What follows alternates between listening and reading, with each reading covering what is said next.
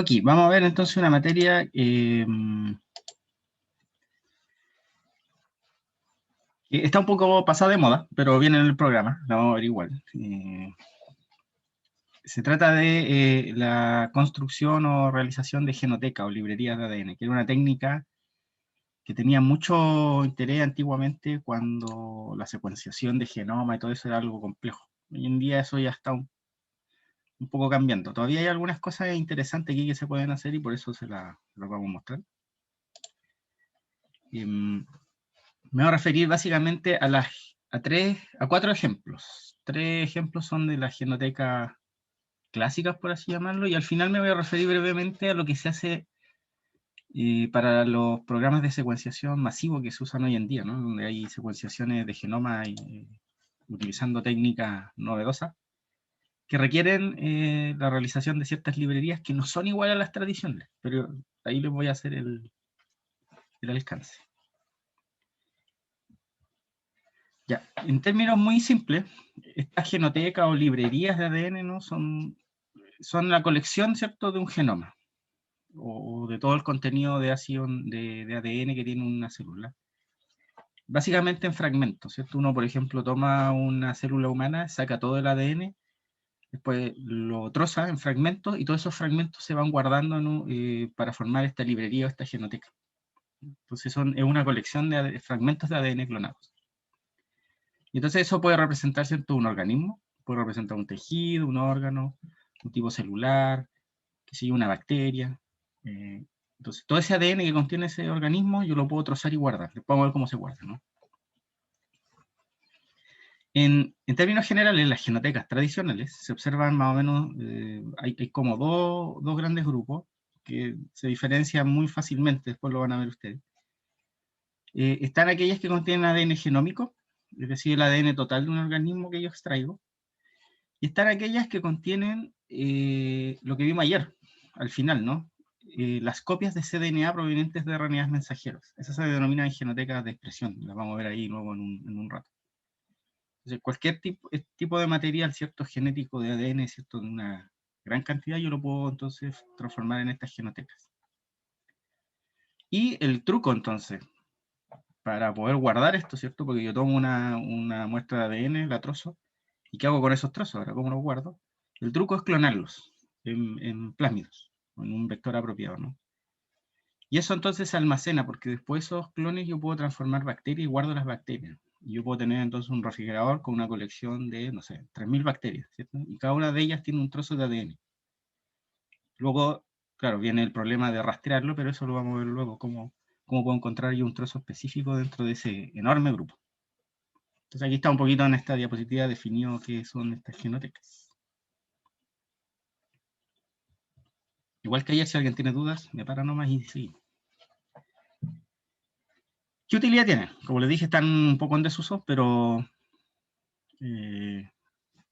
todavía se usan. En términos prácticos, yo con una genoteca, ¿cierto?, puedo aislar y almacenar todas las regiones de ADN de un organismo. Yo podría entonces tomar una muestra de glóbulos blancos humanos, sacar el ADN, trozarlo, clonarlo, meterlo en un organismo, una bacteria, ¿cierto?, y guardar esas 2000 o 3000 bacterias, y aquí entonces yo tengo representado todo el genoma humano. Después me interesa obtener el gen de actina y yo podría rastrearlo a esa genoteca, por ejemplo. Actualmente su mayor utilidad es que en varios procesos de secuenciación de ADN son un paso previo. No se puede secuenciar directamente ADN purificado, eso no existe, ¿no? Yo no puedo sacar ADN, purificarlo y a partir de ahí secuenciar, salvo algunas de las técnicas nuevas que están saliendo donde sí se puede hacer eso, pero en las tradicionales, las que están de uso actuales, no se puede. En la mayoría de esos casos hay que hacer estas librerías. Y en el caso de las genotecas de cDNA, como ellas provienen, ¿cierto?, de las copias de los RNA mensajeros, tienen una utilidad adicional, y es que yo sé que lo que tengo en esa genoteca son genes que se expresan. Lo que no está en la genoteca no está expresado. Entonces me permiten reducir la genoteca solo a aquellos genes que se expresan en determinadas condiciones. Y de hecho yo puedo hacer varias genotecas de expresión distintas, cambiando las condiciones, ¿no? A lo mejor si pongo una bacteria en cobre, por decir algo, tengo una genoteca distinta a que si no la pongo en cobre. Y puedo entonces ver expresión diferencial y una serie de cosas que se manifiesten en la genoteca. Ya, les comenté que íbamos a ver cuatro tipos de genotecas a modo de ejemplo. Vamos a ver la clásica de todas, la primera que es la genoteca genómica, esa es la más clásica de todas. Varias de las cosas que veamos allí después nos sirven para el resto. En segundo lugar vamos a ver la genoteca de cDNA, y que a su vez se puede transformar en una genoteca de expresión, porque la genoteca de cDNA, al tener los cDNA, si yo lo pongo en un vector apropiado, yo podría expresar ese DNA y producir una proteína, si lo pienso. Entonces, expresar también la genoteca, y ahí hay varios trucos interesantes que vamos a ver. Vamos a ver un tercer tipo de genoteca, que tenía bastante utilidad hace un tiempo. Esto también está en desuso ahora por los temas de secuenciación de RNA-seq y todo eso. Todavía se usan, eso sí, genotecas sustractivas, en las cuales es un avance respecto a las genotecas de expresión, porque ahí yo tengo dos condiciones y puedo restar y quedarme solo con aquellos cDNAs que se expresan diferencialmente entre dos condiciones. Entonces, la genoteca de cDNA es, ¿cierto?, una genoteca de expresión, donde yo tengo las copias de los RNA mensajeros, pero la genoteca sustractiva un paso más allá, donde yo comparo dos genotecas de cDNA y me quedo solo con lo que es distinto, y elimino todo lo que es igual. Elimino el background, por así llamarlo. Y por último, no es una genoteca, pero lo vamos a ver porque es importante, que son un ejemplo de lo que yo llamé librerías no convencionales, porque no es una genoteca, sino que es un grupo de trozos de ADN almacenados, pero de una forma distinta. No están clonados ni están transformados en bacterias, sino que están en tubitos unidos a adaptadores. Entonces, es una forma distinta, y su utilidad es para los programas de secuenciación de genoma actuales. Los métodos de secuenciación actual, por ejemplo, Illumina y todos estos, que son los que están de moda, funcionan utilizando estas librerías con adaptadores. Entonces las voy a ver porque son una especie, ¿cierto?, de genoteca, pero no son iguales a las demás. Después, más adelante, creo en el curso molecular 2 ahí se ve secuenciación de ADN, y ahí van a ver más detalles. Les vamos a partir por la primera, que es la genoteca genómica. Como su nombre lo indica, esta genoteca, ¿cierto?, lo que guarda es genoma, y por tanto necesitamos el aislamiento del genoma o del ADN de algún organismo, una especie, puede ser de algún tipo, tejido, órgano, célula, etc. Este ADN entonces se purifica y luego se tiene que trocear para poder clonarlo. Yo no puedo clonar 10 millones de pares de base, eso no entra en un plásmido, ni de broma, ¿no? Tengo que clonarlo en tamaños que sean apropiados para los plásmidos. Y nosotros ya sabemos cómo trocear ADN. Esto se puede hacer con enzimas de restricción. Y eso ya lo vimos, ¿no? Cómo funciona la enzima de restricción, etc. Entonces yo podría tomar una muestra de ADN genómico, agregar alguna enzima de restricción apropiada, obtener trozos de cierto tamaño, y luego eso lo voy clonando en plásmidos. Otra forma de hacer este troceado del ADN es utilizando métodos físicos. Se puede usar, por ejemplo, ultrasonido. Eso se usa y es bastante útil para la última genoteca que vamos a ver, pero para las que se clonan no, porque claro, esos trozos de ADN no tienen extremos que sean compatibles con los del plásmido. Entonces, en general, se tiende a usar enzimas de restricción para poder luego clonar. Entonces, este ADN digerido, ahora todos esos trocitos que obtenemos, hay que clonarlos, es decir, ligarlo a un plásmido o a un vector apropiado. Luego entonces ahí tenemos una colección de vectores, ¿cierto? Cada uno de ellos ligado con un trozo distinto. Y todos ellos en conjunto, la mezcla, se usa para transformar bacterias, y normalmente se usa Escherichia coli, que es lo que se usa en el laboratorio para estos fines. Entonces cada Escherichia coli, ¿cierto?, va a ser transformado con un plásmido que va a contener a su vez un trozo distinto de ADN, y yo, teniendo entonces una población muy grande de bacterias, puedo tener la genoteca representada. Y luego la genoteca se guarda, ¿cierto? Y si yo quiero luego utilizarla, lo único que tengo que hacer es tomar las bacterias y crecerlas, para poder luego rastrear ahí algún gen de interés. Después les voy a mostrar un monito donde está todo esto paso a paso muy de forma muy gráfica. De hecho, viene aquí, el monito. Lo que he estado hablando hasta ahora, ¿cierto? Es que uno toma una muestra de ADN genómico, por ejemplo, purifica de un organismo, con las enzimas de restricción lo va troceando, perdón, se obtienen trozos, millones de trozos, ¿no? De distintos tamaños. Y estos trozos se ligan en plásmidos.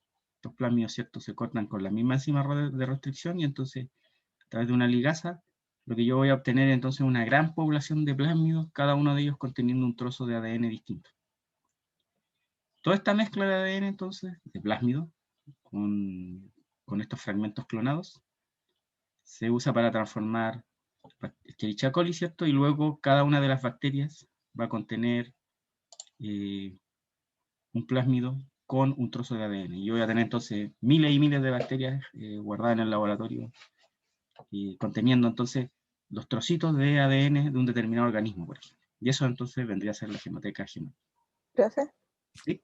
tengo una duda. Es que dentro del genoma voy a tener muchos pedacitos que son un gen para construir la genoteca. Y cada bacteria va a tener un trozo distinto. Sí. ¿Y Ahora, cómo los diferencio después?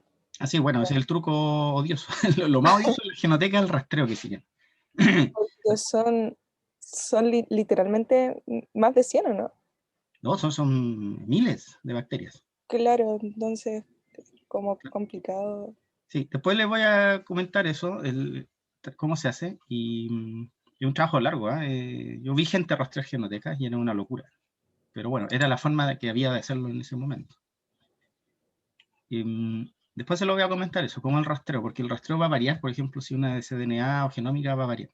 Ya, Vamos a verlo en cada uno de los casos. Pero sí, efectivamente lo que va a obtener usted aquí son miles de clones. Y estamos hablando de 2.000, 5.000, 10.000. Después vamos a ver cómo se calcula eso, porque uno, claro, uno dice, ¿cómo sé si en estas 1.000 bacterias yo tengo todo el genoma representado? Eso lo vamos a ver que hay una fórmula para eso. Entonces, cada una de estas bacterias va a tener un trozo distinto.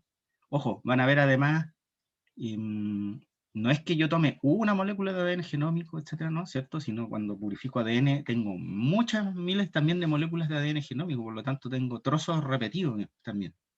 Y eso también va a aparecer en la genoteca, por eso hay que calcular bien el número de bacterias necesarias para tener la genoteca representada, completa. Entonces,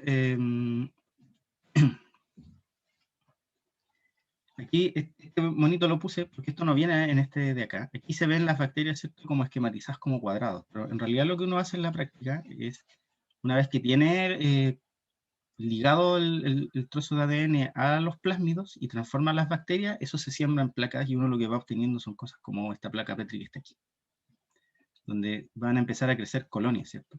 Obviamente el plásmido tiene un marcador de selección, de ampicilina, por ejemplo, de manera de que solo van a crecer aquellas bacterias que han incorporado el plásmido. El plásmido trae un gen marcador de selección, ¿cierto? De resistencia a ampicilina. Así que la bacteria no introduce el plásmido y la pongo en un medio con ampicilina, se muere. Pero si la bacteria introdujo un plásmido y la pongo en un medio con ampicilina, vive porque el plásmido trae, ¿cierto?, este gen que le permite sobrevivir ahí. Entonces todos los que están aquí son resistentes a los antibióticos y tienen clonado uno de los plásmidos con un trozo que desconocemos, ¿no? No sabemos qué trozo sacó ni de dónde. Entonces, todo esto, ¿cierto? Aquí se ven como unos 20 bacterias, pero en realidad piensen cientos de placas en paralelo, ¿cierto? Y luego cada uno de estos clones o estas colonias representa a un individuo con un plásmido. Esos hay que irlos colectando manualmente y guardarlos.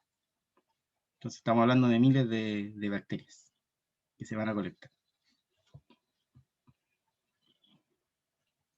Aquí hay algunas consideraciones, después, creo que después, ahí viene el número, para que no quede eso colgando. Unas consideraciones que hay que hacer, porque el esquema que vimos recién es general, ¿no? Tomar ADN, digerirlo, ligarlo, transformar y obtener las bacterias transformantes y guardarlas. Eso es esencialmente en términos muy simples. Pero tiene algunas consideraciones respecto a lo que tiene que hacer el usuario, ¿no? Para diseñar su experimento. La primera cosa es considerar, bueno, ¿qué es lo que la genoteca, de qué la voy a hacer? ¿De dónde, cuál es el origen del ADN genómico? Y eso es importante porque no es lo mismo una genoteca chiquitita, ¿cierto? De unos pocos megabases, Por ejemplo, a lo mejor yo quiero hacer una genoteca de otra bacteria, de Salmonella, por decirlo. Eso es muy sencillo. Es muy poco ADN, ¿cierto? El Salmonella debe tener en torno a unos 6 megabases, y eso clonarlo es muy fácil. No es lo mismo que hacer el genoma humano, que estamos hablando de gigabases, ¿no? De millones de nucleótidos. Entonces hay un tema ahí importante de tamaño. Relacionado con esto también, la capacidad del vector es importante. Los distintos tipos de vectores, ya sean plásmidos u otros, no tienen la misma capacidad de almacenar ADN del mismo tamaño. Y aquí hay algunos datos para que más o menos lo vayan viendo.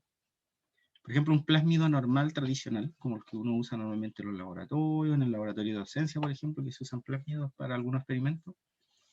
Esos plásmidos, en el mejor de los casos, pueden ligar trozos de 10 kilobases. Trozos más grandes que esos hacen que el plásmido sea inestable dentro de la bacteria y no replique cuando se reproduce la bacteria. Entonces, 10 kilopares de base es como el máximo. Más que eso no. Entonces, fíjense, si yo en cada plásmido puedo poner 10 kilobases, entonces ahí ya no da lo mismo hacer la genoteca en plásmido si es que es de una bacteria o de humano, ¿no? Si es que son unos pocos megabases, así son millones de bases. Hay vectores de mayor capacidad, por ejemplo los bacteriófagos, esos almacenan hasta 25 kilobases, los cósmidos hasta 45, los cromosomas artificiales de bacterias hasta 300 kilobases de base. Entonces ahí el usuario puede ir eligiendo el tipo de vector que tiene mayor capacidad si es que está haciendo una genoteca de un organismo que tiene un contenido de ADN más alto, ¿cierto? Mayor. Aquí un alcance al final, ¿eh? Esto yo no lo voy a pasar porque esto es materia que seguramente pasó el profesor Castillo en algún momento. Siempre lo pasa, ¿no? Así que yo no creo que esta haya sido la excepción. Que tiene que ver con todos estos sistemas basados en fagos. Por ejemplo, los bacteriófagos, algunos cósmidos también que están basados en fagos. El esquema que nosotros vimos antes, el típico esquema que se usa en microbiología de un plásmido que transforma bacterias. Pero este no es el esquema en el cual uno introduce ADN cuando está con un fago. En los fagos a veces hay que hacer otras cosas y por eso se los pongo aquí como un alcance, ¿no? A veces para introducir fago en bacterias ustedes requieren la etapa de ensamble de las partículas infecciosas o las partículas virales, ¿no? O sea, hay que reconstruir el virus.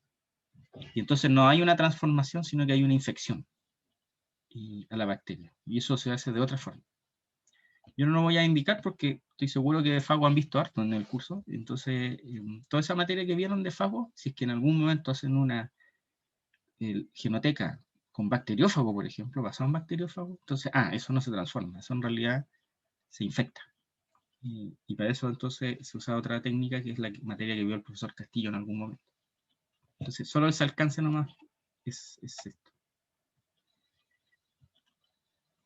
Esta es una pregunta que yo dejé lanzada hace un rato, ¿cierto? ¿Cómo sé que 1000 bacterias me contienen todo un genoma de una cebra, por ejemplo, ¿no? O de un humano, o en realidad necesitaría 5000 o 6000. Y entonces, la respuesta a eso depende, ¿cierto?, en parte del tamaño del genoma que estoy clonando. No da lo mismo un genoma chico que un genoma grande, eso ya lo he dicho varias veces. Y lo otro es la capacidad del vector, si se fijan. No da lo mismo usar un plásmido que un cromosoma artificial. Estamos hablando 30 veces más ADN que cabe dentro del cromosoma artificial. Entonces hay una fórmula, hay muchas fórmulas en realidad para esto. Esta es una de las más sencillas y usadas, que indica cuántas bacterias, ¿cierto?, con un vector yo debería tener para que exista la posibilidad de que yo contenga una determinada cantidad del genoma. Esa fórmula, ¿cierto?, está de aquí, ¿cierto?, n en base a unos logaritmos. No vamos a entrar a la discusión de cómo se desarrolló la fórmula, simplemente les comento que existe. Lo importante aquí son ciertos valores, ¿cierto? Está el valor n, el valor p, el valor f. N representa el número de bacterias o de clones necesarios, ¿cierto?, para encontrar un fragmento de ADN en la genoteca. Es decir, yo digo, ¿cuál es la probabilidad de que yo encuentre el gen de actina, ¿cierto?, humano en esta genoteca? O un gen cualquiera en esta genoteca. Entonces eso me representa el N. ¿Cuántos clones necesito para encontrarlo en el fondo? P es la probabilidad entonces de encontrar este trozo. Y esa probabilidad la da el usuario, ¿eh? O sea, yo puedo decir, miren, yo voy a hacer una genoteca en la cual tenga representado el 95% del genoma humano. Alguien puede decir, en realidad yo voy a hacer una genoteca más exigente donde tenga representado el 98% del genoma humano o el 99% del genoma humano. Eso lo pone el usuario, ¿no? Lo usual es hacer la genoteca perfecta, ¿no? Ojalá que tenga todo el genoma humano representado. Y esta F chiquitita, ¿cierto? Corresponde al tamaño promedio de los fragmentos, dividido por el tamaño del genoma. Entonces aquí es donde entra en juego la capacidad del vector, ¿cierto? Porque el tamaño promedio de los fragmentos clonados va a depender, me voy a volver para atrás, de qué tipo de vector estoy usando. Si uso plásmido, la capacidad promedio son 10 kilobases, pero si uso cromosomas artificiales, la capacidad promedio son 300 kilobases. Entonces, el tamaño promedio de los fragmentos clonados se divide por el tamaño del genoma. El tamaño del genoma, ¿cierto?, del organismo que yo voy a usar. Entonces, aquí hay un ejemplo, utilizando algunos de los datos que ya vimos. Entonces, en este ejemplo, la pregunta es, ¿cuántos clones yo necesitaría para tener el genoma humano completo, con un 99% de certeza, usando un fago? Y suponiendo que ese fago empaqueta en promedio 20 kilobases. Entonces, si se fijan, aquí se reemplazan los valores, ¿no? Por ejemplo, la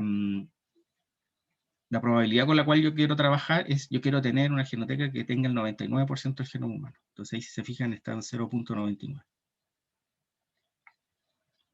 Y voy a hacerlo, ¿cierto?, en este fago que empaqueta 20 kilobases. Ahí si se fijan está el 20. Y lo que quiero clonar en esta genoteca el genoma humano. Y ahí está representado entonces en la misma unidad, si se fijan, está como kilobases. 2,8 por 10 a la 6 kilobases. Si ustedes sacan toda esta fórmula, les da este numerito. 6,4 por 10 elevado a 5. Es decir, 64.000. Si usted quiere hacer entonces una genoteca y clonar todo el genoma humano en un fago con un 99% de certeza de que va a encontrar un gen, y ese fago en promedio puede empaquetar unos 20 kilobases, entonces necesita 64.000 bacterias, lo cual hace que esta cosa sea inviable hacerla en el fago. Lo ideal sería entonces usar un cromosoma artificial, ¿cierto? Para que disminuya, porque si ustedes usan el cromosoma artificial, este 20 de aquí se transforma en 300, por ejemplo. Y de esa manera disminuyen el número ahora de clones. Entonces todo va a depender de cómo lo haga, es la cantidad de bacterias que voy a necesitar, o de clones. Esta formulita es bien útil para eso.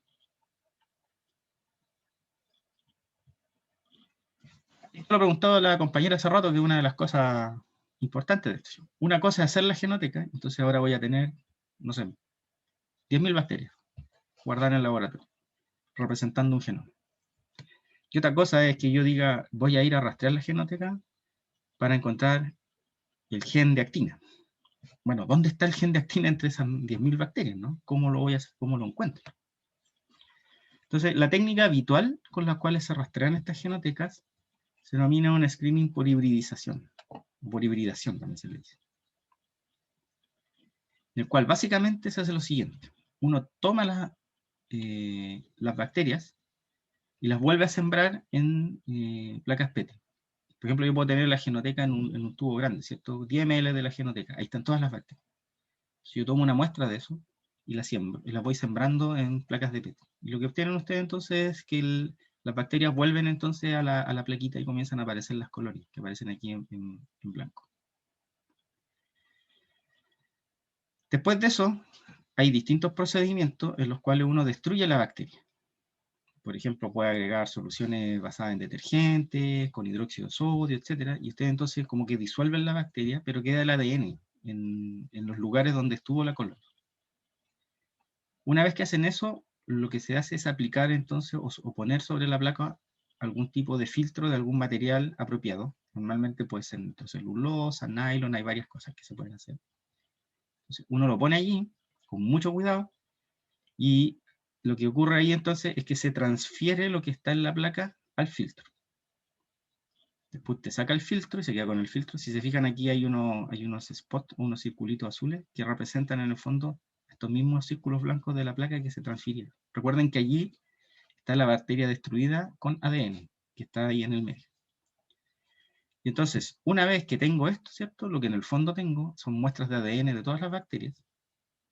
Y entonces ese ADN viene en los plásmidos, ¿no? Y lo que tengo que hacer ahora es detectar los plásmidos aquí, y los detecto utilizando sondas. ¿Qué son las sondas?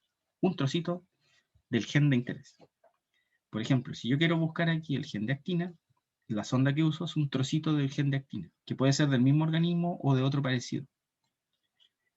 Ese trocito del gen de actina lo puedo marcar radiactivamente, por ejemplo, y entonces yo pongo en contacto ese trocito de ADN con esta membranita, y lo que va a ocurrir es que va a hibridar en condiciones apropiadas, ¿cierto?, con el gen que ando buscando. Aquí entra en juego entonces el proceso de hibridación de ADN, ¿cierto? Una molécula de ADN que estoy usando como sonda, en este caso, marcada radiactivamente. Si yo la pongo en condiciones experimentales adecuadas, no voy a dar las condiciones ahora porque pues, es más o menos largo, pero uno puede hacer esos experimentos. Lo que va a hacer entonces es que ese trocito de ADN va a empezar a buscar dentro de esta muestra de aquí, ¿cierto? Va a estar ¿cierto?, en contacto con todas las muestras de ADN hasta que encuentra con la que puede hibridar, con la que hace match, que va a ser entonces el gen de actina que yo ando buscando. Por ejemplo, estoy hablando del gen de actina, puede ser cualquier gen. Como esa sonda está marcada radiactivamente, luego yo también con algunos elementos experimentales apropiados, puede ser una máquina, puede ser un film fotográfico, etc. Yo puedo detectar esa radioactividad, y lo que detectaría entonces sería que uno de los spots, en este ejemplo, está emitiendo radioactivamente. Entonces dice, aquí hibridó la sonda de actina, por lo tanto, aquí es donde está el gen de actina, y me voy para atrás, y digo, el gen de actina estaba aquí, entonces me voy para atrás y digo, esta bacteria es la que contiene el plásmido del gen de actina. Entonces hago todo este camino, ¿cierto?, para poder determinar que de todas las bacterias que estaban en la placa, esta es la que tiene el gen que me interesa, porque es con la cual hibridó la sonda, finalmente, en el experimento. ¿Profe? ¿Sí?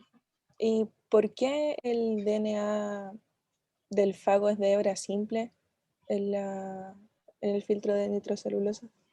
No, claro, voy a hacer dos alcances aquí. Uno es, se me olvidó decirle esto, aquí el ejemplo aparece con fago, pero en realidad podría no ser un fago, podría ser un transformante normal, ¿cierto?, con un plásmido dentro, no con un fago. Aquí aparece fago porque es el mejor dibujo que encontré, pero en realidad debería haber borrado esto.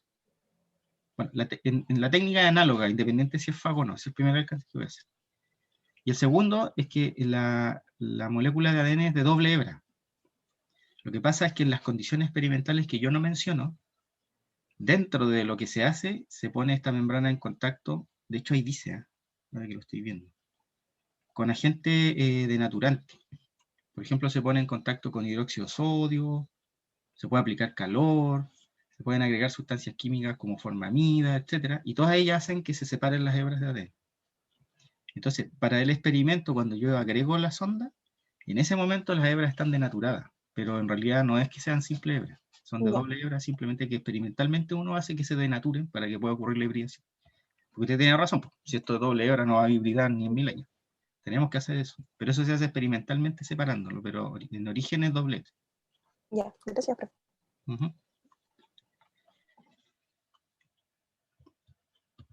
Dudas hasta aquí, porque vamos a cambiar a la otra genoteca,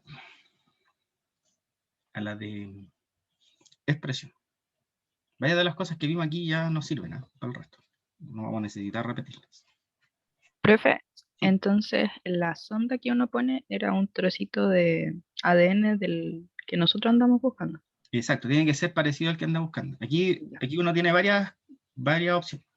Por ejemplo, usted hace una genoteca de un organismo que usted aisló, que es desconocido y que nadie conoce su genoma, por ejemplo, ¿cierto? Entonces usted dice, ya, quiero buscar el gen de la glucoquinasa, ¿no?, de una enzima de la glicólisis, ¿no? Pero claro, no conozco el genoma de esto. ¿Cómo me hago una sonda? Entonces lo que uno hace es, ¿cierto?, identifica ese organismo y usted dice, este es una bacteria del grupo de las Firmicutes, por decirlo. Entonces uno va al genoma más conocido cercano de las Firmicutes, a otra bacteria, ¿cierto?, que sea filogenéticamente cercana, y uno dice, voy a sacar de ella la sonda, porque ahí sí que conozco la secuencia. Eso se llama sonda heteróloga.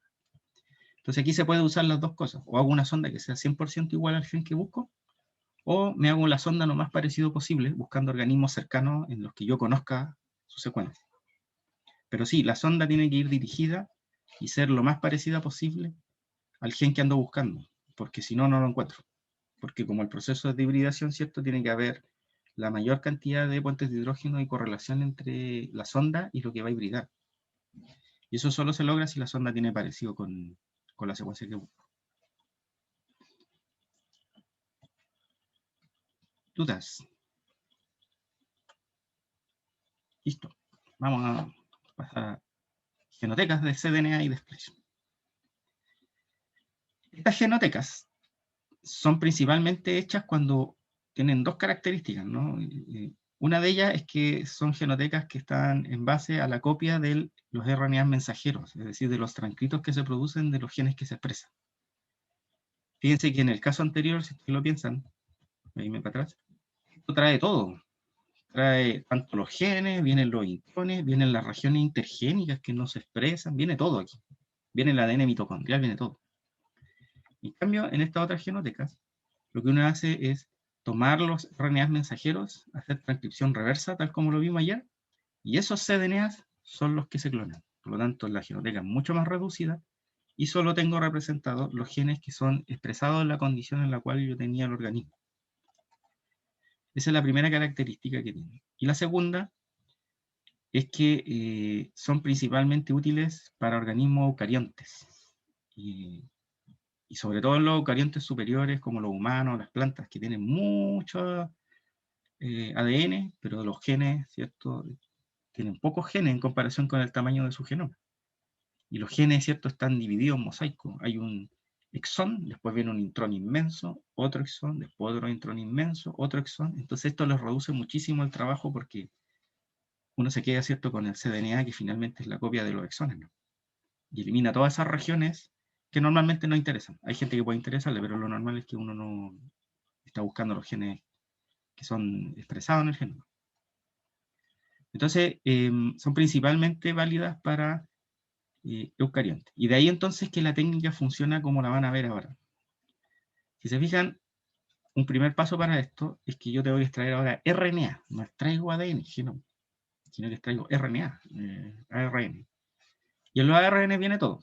Viene ARN ribosomal, de transferencia, los microRNA, todos los RNA chiquititos que andan por ahí. Y además viene entonces el RNA mensajero, que es el que me importa. Entonces lo primero que tengo que hacer es extraer RNA, no DNA. Y luego aislar los RNA mensajeros. Y el aislamiento, la forma más sencilla de hacerlo, dado que esto normalmente se hace en eucariontes, es utilizar la colita de polía que ven aquí. Fíjense, aquí está esquematizado entonces las mezclas de RNAs que podrían venir en una purificación de RNA. El de transferencia, ¿cierto? Y los ribosomales, que están aquí como esta especie de bolas grandes. Y el RNA mensajero, que es el que nos interesa. Existen resinas o columnas, ¿cierto?, en las cuales vienen unas bolitas de agarosa y sintéticamente se le han puesto colitas de polité. Y si se fijan entonces, el polité con el polía van a hibridar y de esa manera ustedes lo pueden purificar. Entonces hacen un paso muy rápidamente en el laboratorio, en media hora uno purifica RNAs mensajeros y elimina todos los demás RNAs. Entonces uno se queda solo con el RNA, como aparece aquí, ¿cierto?, mensajero, purificado. Y luego este es el que se usa para hacer el RT-PCR. El RT-PCR no lo voy a repetir porque lo vimos ayer. Está fresquito, ¿no? ¿Cierto? Ustedes entonces pueden usar un primer con transcriptasa reversa y hacer la copia de cDNA. Después de eso, con PCR incluso pueden hacer la doble hebra de ese cDNA. Entonces, una vez que tenemos ese cDNA, ahora esto se puede clonar en plásmidos. Ahora, yo he dicho que esto es principalmente útil en los eucariontes, pero también uno podría trabajar a lo mejor en procariontes y decir, también me interesa hacer una genoteca de cDNA, ¿no? En procarionte el problema es que la purificación de los RNA mensajeros es mucho más compleja porque, como ustedes saben, no tienen cola de polía. Los procariontes no la tienen, ¿no? ¿Cierto? No salen del núcleo, la transcripción con la traducción está acoplada, entonces en realidad no lo necesitan. Y por lo tanto no hay forma de purificar mensajeros procariontes mediante el uso de colitas de polité, como en el caso de los eucariontes. Entonces, hay varios métodos que se han usado que son mucho más engorrosos y complejos para extraer RNAs mensajeros de procariontes. Por ejemplo, hay algunos métodos que se basan en la eliminación selectiva de los RNAs de transferencia y el RNA ribosomal. Hay otros que lo que hacen es poliadenilar in vitro, es decir, ya que los RNAs mensajeros no traen la colita de poliA, se la ponemos. Hay enzimas que pueden hacer eso, pero si se fijan, son todos enredos, que son mucho más complejos que simplemente pasarlo por una columna. Y además existe otro tema, y es que dado que los genomas bacterianos son muy pequeñitos, los genes, ¿cierto?, están uno prácticamente al lado del otro, y que no tienen intrones, la verdad es que hacer una genoteca de cDNA en un procarionte es esencialmente una pérdida de tiempo. Con una genoteca de genómica, uno básicamente tiene casi lo mismo, dado que los genes procariontes son muy chicos, ¿no? Y son además, están muy cerca unos de otros. Entonces, si yo en realidad necesitara expresar un gen de bacteria, en realidad lo que tendría que hacer es mucho más fácil rastrearlo en la genoteca o hacer un PCR, copiarlo y luego expresarlo. No tiene sentido hacer una genoteca de cDNA, no tiene mucho sentido en procariontes. Es más bien algo práctico para eucariontes superiores, con genomas muy grandes, con muchos intrones, ¿cierto? Y con genes grandes. Eso se los dejo ahí como alcance. Ya. Esto que muestro acá, en realidad es el RT-PCR que vimos ayer, pero con un poco más de detalle, dado de que para poder clonar luego en un plásmido, lo que necesitamos, ¿cierto?, es tener una doble hebra de cDNA, ¿no? Y de la transcripción reversa, como vimos ayer, ¿cierto?, uno obtiene una hebra de cDNA. Si se fijan aquí arriba, está el RNA. Ahí está el primer que uno usaría, en este caso un oligo de T, ¿cierto? Y hacemos la transcripción reversa, que esto ya lo vimos ayer. Luego de eso, ¿cierto?, se pueden usar enzimas de RNasas y uno elimina el RNA y se queda entonces con una única copia de cDNA. Entonces, este cDNA, para poder clonarlo, lo que tenemos que hacer es formar la doble hebra. Y aquí entonces viene un truco que se hace antes de hacer el PCR, que es adicionar normalmente en el extremo, en uno de los extremos de este cDNA, una secuencia utilizando enzimas, de manera de poder generar una región para un primer aquí. Porque si se fijan, el RNA va en el sentido 5' 3', la copia va a venir en el sentido 5' 3' desde el polité, ¿cierto?, que usamos, pero luego va a poner el otro primer, si es que yo no puedo hacer un primer en el otro sentido, porque tengo una mezcla de cDNA, tengo todos los cDNA representados de un organismo. Entonces, ¿qué primer hago? Que me sirva para todos. La única forma de hacer un primer que me sirva para todos es poner una secuencia que sea común. Entonces, en este punto se utilizan enzimas que normalmente son polinucleótidos, o sea, enzimas que van poniendo polinucleótidos, pueden ser GS, hay de varias. En el ejemplo que está aquí, se utiliza una enzima, ¿cierto?, que va poniendo GES, o también se pueden poner colitas artificiales. Lo importante es generar entonces un anclaje para un primer. Y este primer, si se fijan en el ejemplo de acá, es un poliC.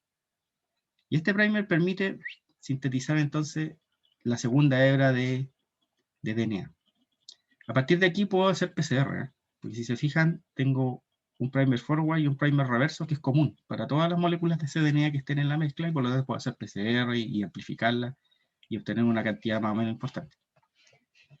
Luego de eso tengo que clonarlo en el plásmido. El clonamiento usualmente puede tener dos tipos de caminos, ¿cierto? Uno es el que vimos ayer, en que uno puede usar una polimerasa, ¿cierto?, que amplifique y que deje colitas de poliA. Y ¿cierto?, eso lo puedo clonar en un vector del tipo T, de los que veíamos ayer, ¿cierto?, que tenía una T colgando y los otros con la A enganchaban y podían clonarse. O lo otro, como en el caso de este ejemplo, que está acá, es pegarle adaptadores que tengan secuencias de una enzima de restricción conocida. Si se fijan aquí en donde estoy moviendo el cursor en verde, tenemos la doble hebra del cDNA, y luego se pega artificialmente con una ligasa unos adaptadores que uno puede mandar a sintetizar. Y esos adaptadores se pegan en un extremo, se pegan en el otro, y si se fijan traen la secuencia de una enzima de restricción. En el caso de este ejemplo, EcoR1, pero ustedes podrían elegir cualquiera, ¿no? Teniendo esta estructura, entonces, yo puedo digerir con enzimas de restricción y digiero también el plásmido en el cual quiero clonar, y de esa manera ligo, y luego transformo las bacterias tal como lo vimos hace un rato. Entonces, la generación de estas genotecas de cDNA, ¿cierto?, trae estos pasos intermedios para irle poniendo aquellas cosas que les faltan para lograr el clonamiento, pero esencialmente es un RT-PCR como el que vimos ayer. Toma el RNA, ¿cierto?, se retrotranscribe, y luego se hace este truco para hacer la segunda hebra, se le pueden poner los adaptadores o no, y se clona. Y luego entonces ahora tengo una población de plásmido conteniendo distintos trozos de cDNA, y transformo y obtengo de nuevo una genoteca, ¿cierto?, de varios miles de clones de bacterias teniendo cDNA distinto. Ya, ¿alguna cosa sobre esta de aquí? Porque es más o menos larga el monito, digamos, que le haya quedado alguna duda sobre esto.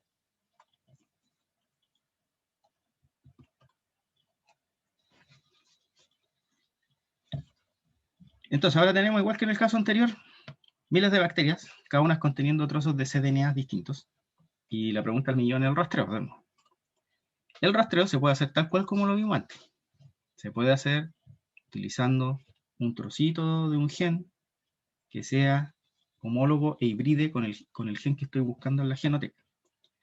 Pero además, como esta genoteca tiene los cDNA de genes que finalmente producen proteínas, hay otra forma de rastreo que además es muy útil en algunos casos, y que es rastrear la proteína producida. Imagínense si yo uso un vector, un plásmido, que tenga, ahí miren donde estoy moviendo el cursor, por ejemplo, un promotor acá y un terminador acá, apropiado, ¿no?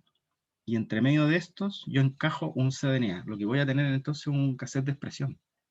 El promotor, ¿cierto?, en condición apropiada, va a volver a expresar ese RNA mensajero y podría producir la proteína. Y entonces ahora yo podría detectar la proteína y no el gen. Entonces las genotecas de cDNA tienen esas dos formas de rastreo. Rastrearlo utilizando un trocito de ADN homólogo, ¿cierto?, marcado radiactivamente, como lo vimos antes en la genoteca genómica, o podemos detectar la proteína, y las proteínas se detectan con anticuerpos. Y eso es esencialmente lo que les muestro en este monito de acá. Entonces, fíjense, estas genotecas de cDNA pueden detectarse igual que antes, no lo voy a volver a mostrar, pero recuerden lo que vimos en la genoteca genómica, es decir, hibridación con una sonda de ADN, o podemos detectar la proteína producida, siempre y cuando, ¿cierto?, el trozo de cDNA esté clonado en un plásmido apropiado, con promotor terminador, y nosotros induzcamos la producción. Vamos a suponer que en este caso se hizo eso, y lo que tenemos aquí entonces es un montón de bacterias. Cada una de ellas trae un plásmido que trae un cDNA, y ese cDNA se está expresando, es decir, se está generando un RNA mensajero y se está generando una proteína. Al igual que en el caso anterior, nosotros podemos, por ejemplo, tomar una membrana de algún material apropiado, la ponemos encima, ¿cierto?, pegamos a las bacterias, y luego podemos tratar esta membranita con alguna solución que permeabilice o que destruya las bacterias, sin destruir las proteínas, eso sí.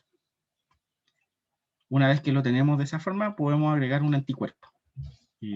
Un anticuerpo, ¿cierto?, dirigido contra una proteína. Los anticuerpos se pueden fabricar, ¿cierto?, en laboratorio. Es bastante complicado, pero se puede hacer. O, dependiendo de la proteína que usted busque, en una de esas tiene suerte y hay anticuerpos comerciales que se podrían comprar. Entonces, lo que normalmente se hace es que uno tiene un anticuerpo dirigido contra una proteína que le interesa. Por ejemplo, me interesa la actina, sigamos en el mismo ejemplo. Entonces, tengo un anticuerpo contra actina, que estaría representado por este anticuerpo azul. Yo pongo en contacto esto, ¿cierto?, la membrana, ¿cierto?, con las bacterias destruidas, pero con las proteínas intactas, con los anticuerpos, y manejando las reacciones de forma apropiada, ¿cierto?, en las condiciones experimentales, el anticuerpo va a tender a pegarse cuando encuentra la proteína blanco. Y eso es lo que ocurriría aquí, por ejemplo. Fíjense, ahí hay un anticuerpo pegado ahí, este otro anticuerpo azul pegado ahí. Ahora, ahí tengo solucionado la mitad del problema, porque una cosa es detectar el anticuerpo, y ahora cómo detecto ese anticuerpo, ¿sí?, porque el anticuerpo no lo veo. Y para eso normalmente se usa un anticuerpo secundario que es comercial, y que viene normalmente con algún tipo de marca que yo puedo detectar. En el caso de este ejemplo, no es lo usual, pero en el caso de este ejemplo, este anticuerpo secundario está descrito aquí en rojo, ¿cierto? Un anticuerpo que detecta al otro anticuerpo, y viene marcado con una sustancia radiactiva con yodo 125. Pero no es usual que la marca sea radiactiva, normalmente son colorimétricas, ¿no? En el ejemplo aquí aparece como radiactivo, pero no es lo usual. Normalmente se trabaja con cosas que no sean radiactivas. Marcas colorimétricas o enzimas, por ejemplo, que vienen pegadas al anticuerpo secundario, etc. ¿Qué es lo importante? Que ese anticuerpo secundario me permite detectar al primer anticuerpo que puse, el que a su vez está detectando la proteína que me interesa. Y el anticuerpo secundario ahora yo sí puedo verlo de diferentes formas. En el caso de este ejemplo, como es radiactivo, se le pone una película fotográfica y uno puede ver la manchita que produce la radioactividad en esa película fotográfica.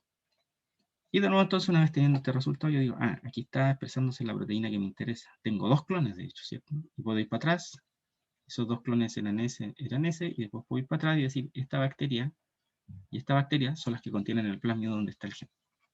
Y ahora crezco la bacteria y puedo aislar el plásmido. Y poder trabajar ahora con el gen de la proteína que me interesa. Esta técnica, me imagino que la habrán visto a lo mejor en el curso de Bioquímica 1. También se ve algo en el curso molecular 2, se denomina Western blot, en el fondo, es una especie de Western blot. Ya, entonces estas genotecas de cDNA tienen esas dos formas de detección. Directa de la molécula de ADN o el producto, que es la proteína a través de esta técnica.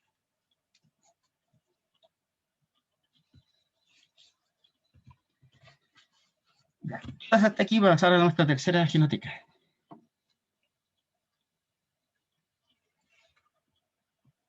Vamos entonces. La tercera genoteca, que como les comenté está un poco en desuso, pero tuvieron mucha utilidad en tu tiempo, son las denominadas genotecas sustractivas, que básicamente son lo mismo, parecido a lo anterior, es decir, obtengo los cDNAs de los genes que se expresan, pero además de obtenerlos todos, lo que hago es la sustracción o el retiro de todos esos cDNAs que se producen en dos condiciones, de manera de solo quedarme con aquellas que hacen la diferencia entre dos condiciones experimentales. Entonces sirve para comparar condiciones experimentales entre organismos. Entonces, como está ahí en rojo, ¿cierto? Esta técnica, uno aísla los cDNAs que se expresan diferencialmente entre dos condiciones, no todos. Esta técnica tiene un montón de variantes, han sido desarrolladas por algunos. En general lo que ha pasado es que la han desarrollado distintos laboratorios y luego se lo han vendido a las empresas biotecnológicas. Entonces cada uno ha desarrollado como su propia técnica para hacer esta diferenciación de los cDNA. Vamos a ver un ejemplo nomás, que es uno de los más sencillos. Y como les comentaba, esta técnica va cuesta abajo. Todavía se usa en algunos casos, pero va en desuso debido a que si yo quiero ahora buscar diferencia entre dos condiciones experimentales a nivel de expresión, se puede usar secuenciación masiva, ¿no? Lo que se llama RNA-seq. Y eso entonces ha dejado esta técnica un poco obsoleta. Puedo secuenciar directamente todos los cDNAs de una muestra en un equipo Illumina, por ejemplo. Entonces ya no necesito hacer genotecas. Por esa razón se ha ido quedando un poco de lado, pero la vamos a ver igual ahí como una cosa un poco histórica. Este es uno de los tantos ejemplos que les comentaba que existen de cómo sustraer, ¿cierto? Cómo restar aquello que es igual de lo que es distinto. Hay varias formas de hacerlo. Esta funciona con lo que se denominan unas bolitas de agarosa que van pegando y sustrayendo ciertas cosas. En otros casos se hacen con procesos de hibridación y PCR, hay distintas formas, ¿no? Entonces, aquí hay dos condiciones experimentales, si se fijan. Un RNA mensajero obtenido en condiciones de 24 horas en alguna condición, da lo mismo, ¿cierto? 24 horas, aquí se llama esto, ¿cierto? Y acá a la derecha ustedes ven otra población de RNAs obtenidos del mismo organismo, pero ahora en 4 horas. Esto ustedes pueden cambiarlo, uno podría poner aquí pH ácido, pH neutro, pH alcalino, pH ácido, 40 grados, 0 grados, pueden comparar las condiciones que se le ocurren. En este caso, si se fijan, son tiempos de crecimiento.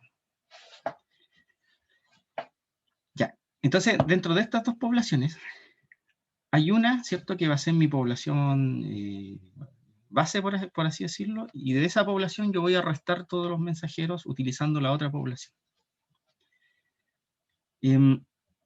La población que va a ser restada, es decir, esta que yo tengo para restar, se denomina driver en la jerga de los de las genotecas sustractivas.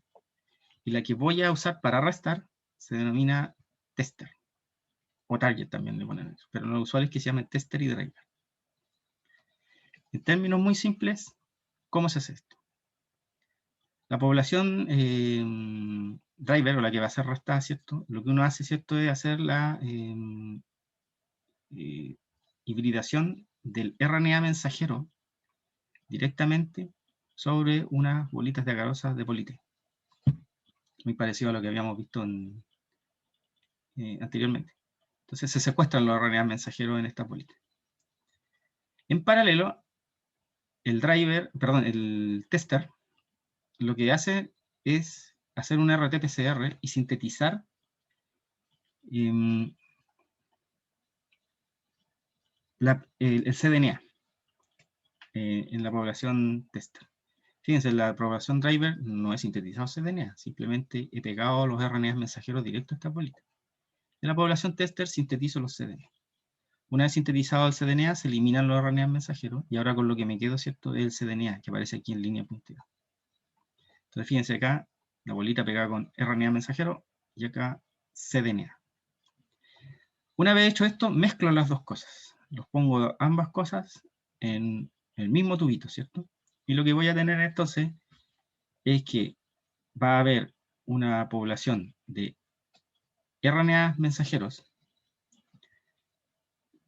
que va a ser la población que está en los dos lugares, ¿cierto? Tanto en el driver como en el tester, la que está repetida, por así llamarlo, que se va a pegar todo junto a la bola.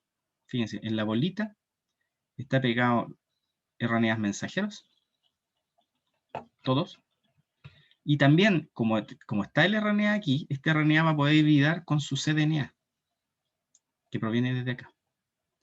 Eso va a ocurrir en prácticamente todos los casos, excepto en aquellos casos donde no se produzca RNA mensajero en la condición driver.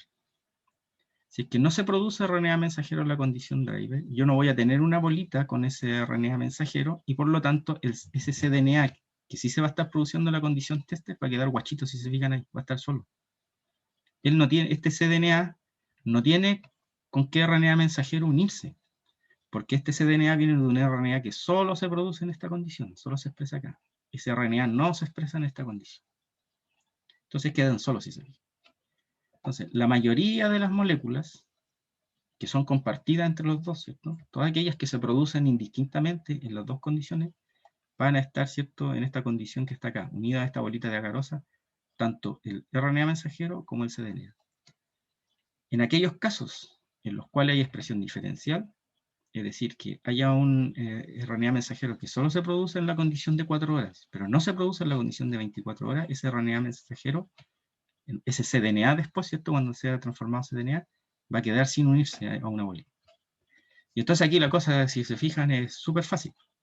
Lo único que tengo que hacer es separar las bolitas de la solución. Y esto se puede hacer por centrifugación, o algunas de estas bolitas a veces tienen hierro en el interior y por lo tanto se hacen magnéticamente. Uno le pone un imán, ¿cierto?, y todas estas bolitas quedan pegadas a una orilla del tubo Eppendorf, y en la solución solo me quedan aquellos cDNA que provienen de RNA diferencialmente expresados. Y de aquí para adelante es súper fácil, porque ya lo vimos. Los cDNA diferencialmente expresados quedan libres, y yo puedo entonces hacer RT-PCR, les pego un adaptador, y los puedo clonar en plásmido y quedarme solo con esa población. Es como se vio acá.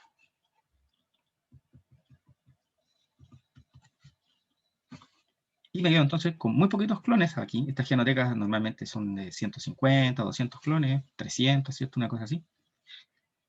Pero son todos cDNA diferencialmente expresados en una condición. Ya, dudas sobre esto, porque este es el monito esencial de esta técnica. Esta primera parte es la más complicada.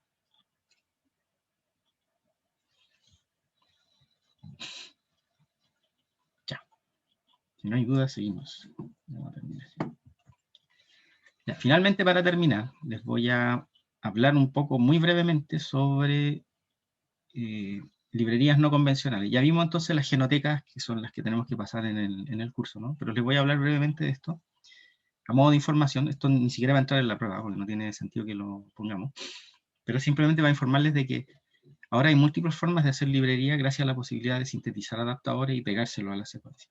Y esto se ha utilizado mucho, se está utilizando mucho para las plataformas de secuenciación masiva a gran escala que están apareciendo, para Illumina, para pirosecuenciación, etc. Hay varias plataformas de secuenciación masiva. Esas plataformas de secuenciación masiva, salvo alguna por ahí que se me va, que está en etapa un poco experimental, no son capaces de secuenciar el ADN que uno purifica, sino que también hay que trocearlo y hay que ponerle adaptadores. Entonces hay que formar librerías, ¿no? Pero estas librerías no se hacen en plásmidos como acabamos de ver, tampoco se transforman en bacterias, ni nada por el estilo, sino que son trocitos de genoma con adaptadores, nada más. Entonces vamos a ver una de esas librerías, la que se usa normalmente para la tecnología que se llama Illumina de secuenciación. No vamos a ver el Illumina, no, eso es muy largo, pero simplemente vamos a ver la librería que se usa para ese método de secuenciación. El Illumina, en términos muy simples, funciona en base a millones de secuencias que se realizan sobre una plaquita, que es como esta que está aquí. Es una plaquita parecida a la de microscopía, ¿no? Y sobre esta plaquita hay millones de spots o pequeños puntitos donde ocurre esto que ustedes están viendo aquí. Donde yo tengo una muestra de ADN, que es lo que está en verde aquí. Esto está repetido millones de veces, ¿eh? Aquí estoy mostrando uno nomás. Una secuencia de ADN, ¿cierto? Y fíjense, lo que ocurre es que se amplifica esa molécula de ADN sobre esta plaquita. Y para eso, entonces, lo que ocurre, ¿cierto? Es que esta molécula se dobla, si se fijan. Hace como una especie de puente. Fíjense que ahí hay una hibridación entre dos secuencias y se produce una amplificación por PCR. Entonces, no sé si me ven a mí en la pantalla, pero hace una cosa así, ¿no? Se secuencia, luego se paran y luego vuelve a hacer lo mismo y ahora tengo 4 y luego vuelven a hacer lo mismo y ahora tengo 8 y así sucesivamente. Entonces, esos procesos de doblado, hibridado, amplificación, se desdobla, luego se dobla de nuevo, amplificación, se desdobla, etc. Se ven aquí, si se fijan, se están formando clústeres hasta que uno llega a un punto en que la molécula se copió millones de veces. Entonces, esta que está aquí, que era una, ahora si se fijan ahí aparece copiada muchas veces. Y eso ocurre con todas las que estén en la plaquita. ¿Por qué les cuento todo este chamullo? Porque para poder hacer eso, la secuencia de ADN que yo quiero secuenciar tiene que ir pegada a otras secuencias que son adaptadores, que son las que están aquí en amarillo, o sea, perdón, en morado, y la que está en azul aquí abajo. Si no están esas secuencias, ustedes no pueden poner el ADN sobre la plaquita y no se puede producir la reacción de hibridación para que la molécula se multiplique. Entonces, la genoteca se basa básicamente en el pegado de esos adaptadores. Y el pegado de esos adaptadores sigue un proceso, que es más o menos el que está aquí, lo voy a contar muy brevemente. Partimos como siempre igual, ¿cierto? Una molécula de ADN genómico muy grande, se troza, se sacan muchos trocitos. Algunos de esos trocitos, ¿cierto? Van a quedar con extremos cohesivos, y esos trocitos no nos sirven para iluminar y por lo tanto se rellenan. Lo que aparece ahí en azul es el rellenado. Se rellenan esos trocitos para que queden todos rojos. Luego de eso se separan poblaciones, porque Illumina tampoco puede secuenciar trozos muy grandes ni muy pequeños, entonces hay un proceso de selección, de tamaños de trozos, nada más. Eso es lo que ocurre aquí en el punto C. Entonces se seleccionan trozos de los mismos tamaños, etc. Y una vez seleccionados esos trozos, si se fijan, se ponen artificialmente, como encima, una A, en el extremo 3' de cada uno de los trocitos. Hecho eso, ya estoy listo y puedo pegar los adaptadores, que son estas cosas que vienen con muchos colores aquí. No voy a entrar en el detalle de los colores porque eso tiene que ver con el método de secuenciación y con lo que uno quiera secuenciar, pero lo importante es que estos adaptadores permiten muchas cosas, y entre ellas, ¿cierto?, tener sitios conocidos para cada inserto de DNA. No importa lo que vaya aquí adentro, puedo tener representados millones de moléculas distintas de un genoma, pero los extremos son siempre iguales en todos los casos. Eso me permite amplificarlo, me permite reconocerlo, y me permite hacer esto, que se peguen aquí a la plaquita, ¿cierto? Y que se puedan producir estas reacciones de amplificación donde la molécula se dobla, se para, se dobla, se para, y hay PCRs de por medio. Entonces, esta población de moléculas pegadas a adaptadores también es una librería, en el fondo, que era lo que finalmente quería llegar. Entonces, existen estas librerías para secuenciación que son distintas a las que vimos. No se clonan ni se transforman en bacterias, sino que se usan para los procesos de secuenciación. Y también se llaman librerías y alguna gente también las llama genoteca. Entonces los nombro para que, si alguna vez lo ven, puedan hacer la distinción, de que no están hablando de lo que vimos recién, sino que están hablando de esto.